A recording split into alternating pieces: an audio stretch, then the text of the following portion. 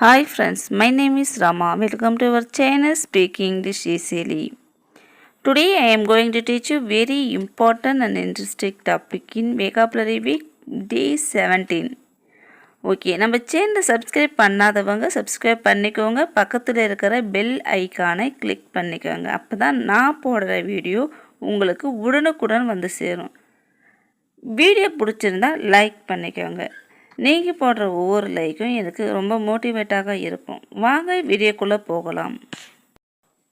First one பார்க்கலாம், மன வருத்தம். அதற்கான ஆங்கில வார்த்தைகள் கான்ட்ரிஷன். அதற்கான எக்ஸாம்பிள் சென்டென்ஸ் பார்ப்போம். வாக்குவாதத்திற்கு பிறகு அவர் தனது கடுமையான வார்த்தைகளுக்கு உண்மையான வருத்தத்தை உணர்ந்தார். அதற்கான ஆங்கில வார்த்தைகள் after the argument he felt true contritions for his harsh words. Second one பார்க்கலாம், குற்ற உணர்வு. அதற்கான ஆங்கில வார்த்தைகள் கில்ட். அதற்கான எக்ஸாம்பிள் சென்டென்ஸ் பார்ப்போம். தோழியை காயப்படுத்தியதற்கு அவள் குற்ற உணர்ச்சியை உணர்ந்தாள். She felt guilt for hurting her friends. Third one பார்க்கலாம், துரோகம். அதற்கான ஆங்கில வார்த்தைகள் பெட்ரையல். அதற்கான எக்ஸாம்பிள் சென்டென்ஸ் பார்ப்போம். அவருடைய துரோகம் என்னை மிகவும் காயப்படுத்தியது. அதற்கான ஆங்கில வார்த்தைகள் His betrayal hurt me deeply. Fourth one பார்க்கலாம், அவமானம். அதற்கான ஆங்கில வார்த்தைகள் ஷேம். அதற்கான எக்ஸாம்பிள் சென்டென்ஸ் பார்ப்போம். பொய் பேசி பிடிபட்ட பிறகு அவர் ஆழ்ந்த அவமானத்தை உணர்ந்தார். He felt deep shame after being caught speak lying. Fifth one பார்க்கலாம், ஆணவம். அதற்கான ஆங்கில வார்த்தைகள் அரகன்ஸ். அதற்கான எக்ஸாம்பிள் சென்டென்ஸ் அவனுடைய ஆணவம் அவனை அவனது நண்பர்கள் மத்தியில் பிரபலமடைய செய்தது. His arrogance made him unpopular among his friends.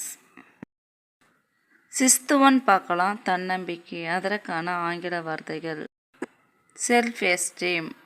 அதற்கான எக்ஸாம்பிள் சென்டென்ஸ் பார்ப்போம். சுய மரியாதையை வளர்ப்பது வெற்றிக்கு முக்கியம். அதற்கான ஆங்கில வார்த்தைகள் developing self esteem is important for success. Seventh one பார்க்கலாம், மனவேதனை. அதற்கான ஆங்கில வார்த்தைகள் ரிமோர்ஸ். அதற்கான எக்ஸாம்பிள் சென்டென்ஸ் பார்ப்போம். தன் முரட்டுத்தனமான நடத்தைக்காக வருத்தத்துடன் மன்னிப்பு கேட்டார். அதற்கான ஆங்கில வார்த்தை he apology with remorse for his rude behaviour. Eighth one பார்க்கலாம், பெருமை. அதற்கான ஆங்கில வார்த்தைகள் பிரைட். அதற்கான எக்ஸாம்பிள் சென்டென்ஸ் பார்ப்போம். அவள் வெற்றியில் பெருமிதம் கொண்டாள். அதற்கான ஆங்கில வார்த்தைகள் She felt bright in her success. Ninth one பார்க்கலாம், துரோகம். அதற்கான ஆங்கில வார்த்தைகள் ட்ரெஜரி. அதற்கான எக்ஸாம்பிள் சென்டென்ஸ் பார்ப்போம். அவரது துரோகம் அவரது சிறந்த நண்பரை ஆழமாக காயப்படுத்தியது. His betrayal deeply hurt his best friend. Last one பார்க்கலாம், விசுவாசமின்மை. அதற்கான ஆங்கில வார்த்தை டிஸ்லாயல்ட்டி. அதற்கான எக்ஸாம்பிள் சென்டென்ஸ் பார்ப்போம். அணிக்கு அவரது விசுவாசமின்மை ஏற்றுக்கொள்ள முடியாதது. அதற்கான ஆங்கில வார்த்தைகள் his disloyalty to the team was unacceptable. Thank you friends.